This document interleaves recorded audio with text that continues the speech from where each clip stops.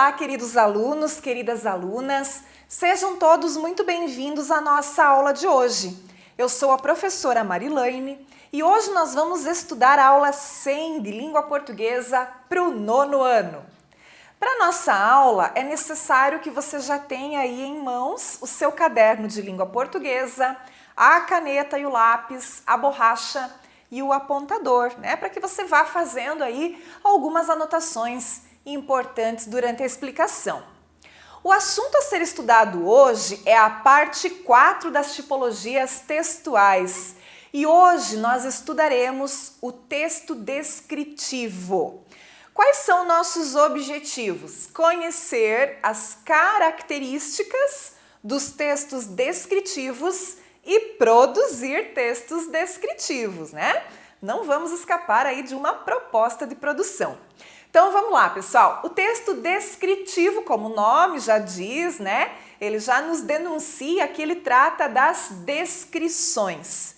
Então é aquele tipo de texto que vai detalhar de uma maneira mais pormenorizada, ou seja, nos detalhes, os aspectos de um determinado lugar, de um determinado acontecimento, pessoa, objeto, animal, enfim, né? Toda vez que você quer descrever algo ou alguém ou uma situação, você faz uso dessa tipologia textual. O objetivo, então, né, é justamente transmitir o quê? As impressões, as qualidades, as sensações, as características e observações sobre aquilo que está sendo descrito ou detalhado no texto, né?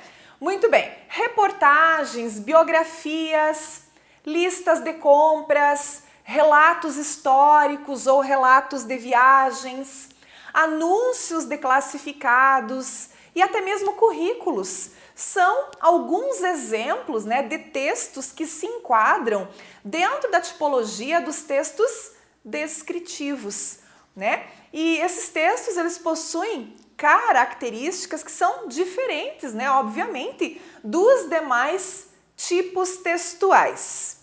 Bom, as características então do texto descritivo. Então, algumas particularidades vão diferenciar o texto descritivo dos demais textos, né? A utilização então de muitos substantivos, de adjetivos, de locuções adjetivas que vão ajudar o leitor a ter uma ideia mais exata daquilo que está sendo descrito. Outra característica é o uso de verbos de estado, ou seja, os verbos de ligação, né? Como, por exemplo, o verbo ser, o verbo estar, o verbo permanecer, parecer, ficar, continuar, entre outros que deem essa ideia, então, de caracterização. Além disso, a linguagem, né, desse tipo de texto é uma linguagem dinâmica, clara, com bastante uso também de figuras de linguagem, onde são empregadas comparações e até mesmo enumerações. Muito bem, né? Nesse tipo de texto aí também são pontuados detalhes físicos, como altura, textura, peso, comprimento, dimensões, clima, função, também aspectos psicológicos e comportamentais, né, que também servem na descrição, como, por exemplo, falar da personalidade de alguém, do caráter, do humor, né? Você está descrevendo e caracterizando, então, a pessoa, né? Quando se descreve objetos, por exemplo, é feita o quê? Uma descrição física. Mas essa descrição física pode estar aliada também a uma descrição sensorial, né? Que estará relacionada ao quê? Ao tato e ao olfato e talvez até à própria visão, né? No campo dos pormenores, no caso dos pormenores, então, né, de um local, por exemplo, além das características físicas do local, como é esse lugar, podem ser detalhados o ambiente, né? Se ele é um ambiente econômico, político, social, então é possível caracterizá-lo também desta forma, né? No caso do texto descritivo sobre as pessoas, é possível falar tanto das suas características e detalhes físicos, como também dos psicológicos, né? Então, o texto descritivo ele abre um leque aqui de possibilidades de construção textual.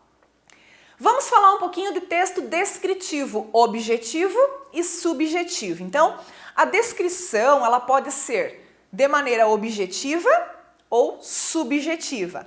Objetiva é quando eu não me envolvo, quando eu não dou opinião. E subjetiva é quando há um envolvimento, quando há uma opinião, né? Um ponto de vista. Então, nesse primeiro caso ali, né? No caso da objetiva, ela será feita de maneira realista, sem juízo de valor ou opinião do autor. A linguagem vai ser direta, clara e, importante, gente, numa descrição objetiva, né? A linguagem ela é denotativa, ou seja, linguagem real, né? Não há espaço aqui para linguagem figurada. Já no tipo de texto descritivo subjetivo, a opinião do autor ela é importante, né? Suas impressões elas vão se sobressair ao descrever determinado objeto, acontecimento, pessoa, tá? Por quê, gente? Porque aí, né, numa descrição subjetiva, existe mais esse caráter de cunho pessoal, né? Na descrição subjetiva, a linguagem empregada ela vai ser conotativa, metafórica, ou seja, eu posso utilizar aqui figuras de linguagem, né? Para facilitar o entendimento, vamos agora ver um exemplo de texto descritivo subjetivo. Então vamos lá. É um trecho, né, do romance O Primo Basílio do Eça de Queiroz. Ficara sentada à mesa a ler o diário de notícias, no seu roupão de manhã de fazenda preta, bordado a soutache, com largos botões de madrepérola.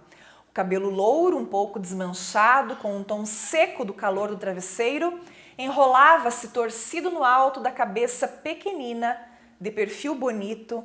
A sua pele tinha a brancura tenra e láctea das louras. Com o cotovelo encostado à mesa, acariciava a orelha e, no movimento lento e suave dos seus dedos, 2 anéis de rubis miudinhos davam cintilações escarlates, né? Então, quando ele diz aqui, por exemplo, né? Quando ele diz de perfil bonito, ele está expressando a opinião dele, né? Esse bonito é um juízo de valor que ele construiu em relação à moça, né? Em relação à pessoa que ele está descrevendo, tá? Então, isso é uma opinião pessoal que vai tornar a descrição subjetiva, né? Quando ele diz que o movimento era lento e suave, ele também está colocando ali uma impressão dele, né?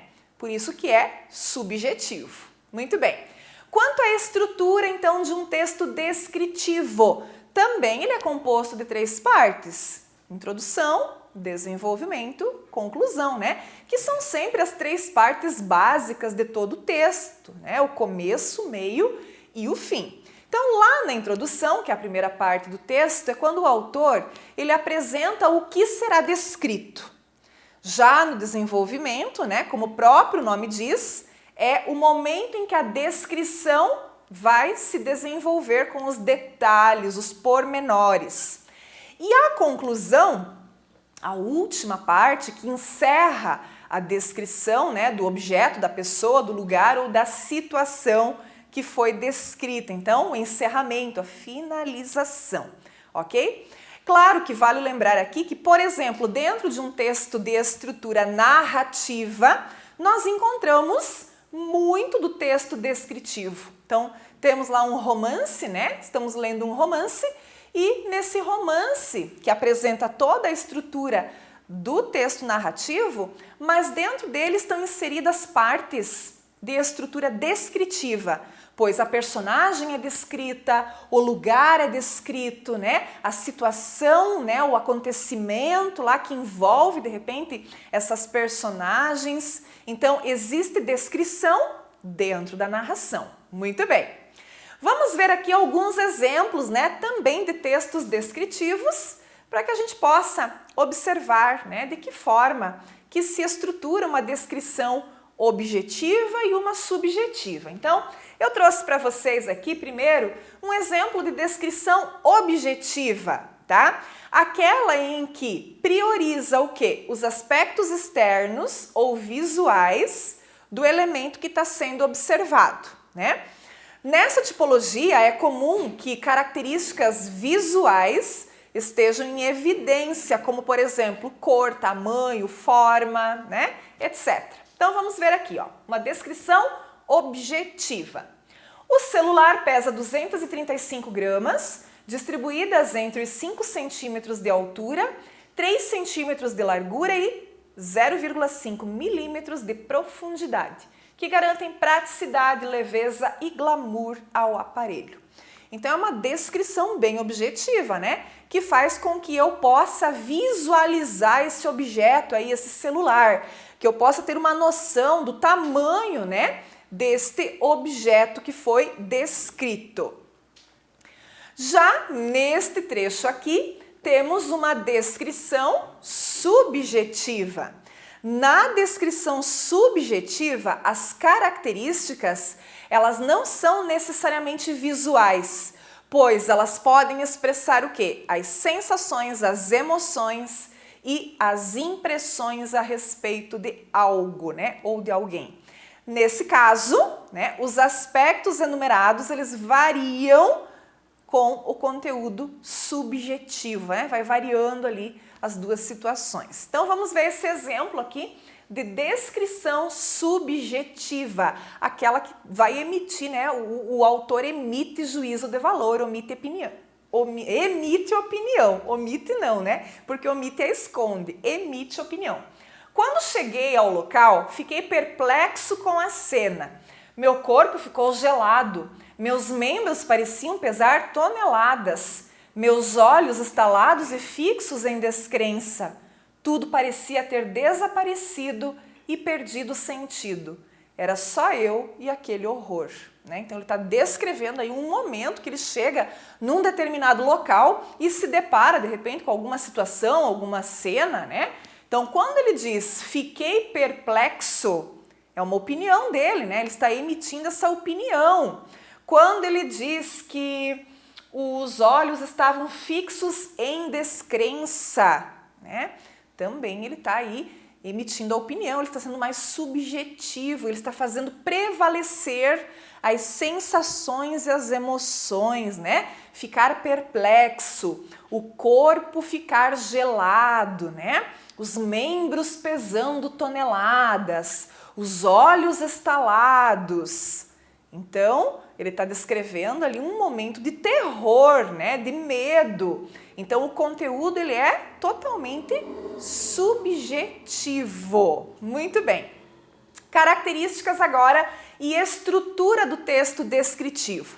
Então, esse tipo de texto ele se caracteriza pela ausência de verbos e excesso de adjetivos e de advérbios, né?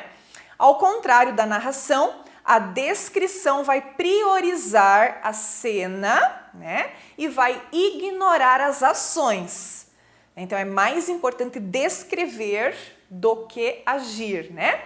Sendo assim, os verbos eles vão deixar de ter tanta importância e serão utilizados somente quando eles forem realmente necessários.